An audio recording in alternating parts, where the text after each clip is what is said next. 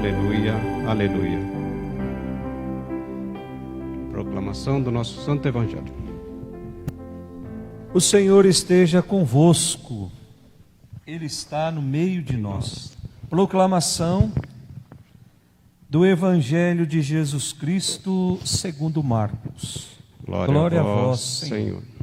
Naquele tempo, Jesus ensinava no templo dizendo: como é que os mestres da lei dizem que o Messias é filho de Davi?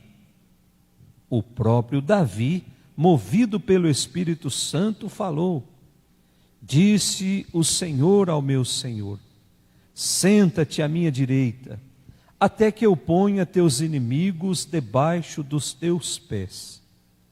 Portanto, o próprio Davi chamou o Messias de Senhor. Como é que ele pode então ser filho?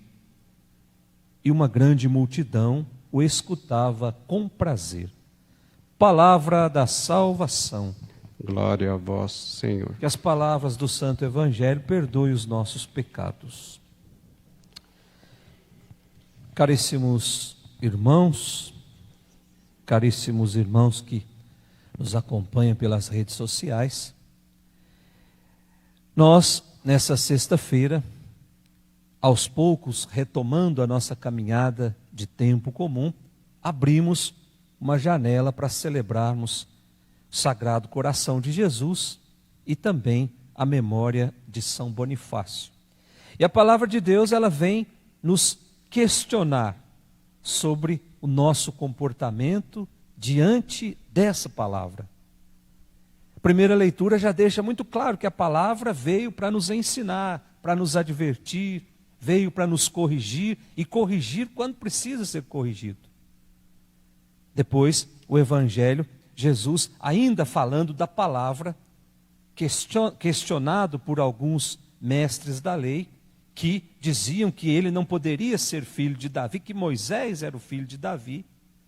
Jesus vem dizer que a palavra de Deus, habitada no coração de cada um de nós, ela é uma fonte que nos remete, que nos faz cada vez mais aproximar desse Jesus, desse filho de Davi. Nós sabemos que Jesus não era filho, descendente de Davi, porque José era pai adotivo de Jesus. Mas a descendência de Davi veio por adoção. Aquele descendente de Davi esperado pelo povo, queria libertar o povo, queria trazer tempos melhores, se revela em Jesus. Portanto, Jesus, o Filho de Deus, e descendente de Davi, por quê? Nós precisamos entender uma coisa: o reinado de Davi foi o reinado mais próspero para o povo de Deus. Foi o reinado onde houve paz, onde houve harmonia.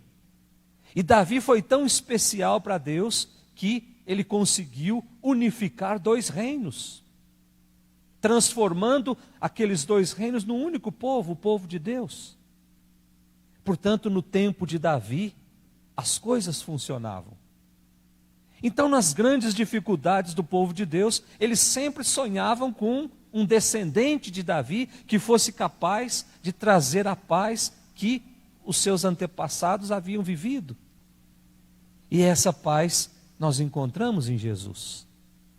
Portanto, celebrar a Eucaristia é celebrar essa paz. Celebrar a Eucaristia é sentar à mesa junto com aqueles que doaram as suas vidas pela causa do reino. Hoje nós vamos sentar à mesa junto com São Bonifácio, que consumiu, que gastou a sua vida pela causa do reino de Deus. E assim somos nós. E o Evangelho termina que a palavra de Deus era escutada por todos com prazer. Olha que coisa bonita, gente. O prazer pela palavra. Hoje nós encontramos tantas pessoas que perdem a motivação até mesmo de rezar, diante dessa situação de medo em que nós estamos vivendo. O que mais se encontra é pessoas duvidando da ação de Deus, achando que esse medo, que esses tempos sombrios foram criados por Deus. Portanto, vão perdendo o prazer pela palavra, vão perdendo o prazer de rezar, vão perdendo o prazer de criar intimidade com Deus. E sem a palavra, essa palavra, identificada com o próprio Cristo, no princípio era a palavra, e a palavra estava em Deus, e de repente essa palavra começou a se encher de carne, se transformou numa pessoa, próprio Cristo. Portanto, se aproximar de Cristo é ter uma profunda intimidade com a palavra, é escutar a palavra com prazer, é ter prazer pelas coisas de Deus. E assim nós vamos construindo esse reino tão querido e tão sonhado por Jesus. Peçamos que esta Eucaristia nos ajude a compreender qual é o projeto que a palavra de Deus tem para cada um de nós. Louvado seja nosso Senhor Jesus Cristo. Para sempre sempre seja louvado.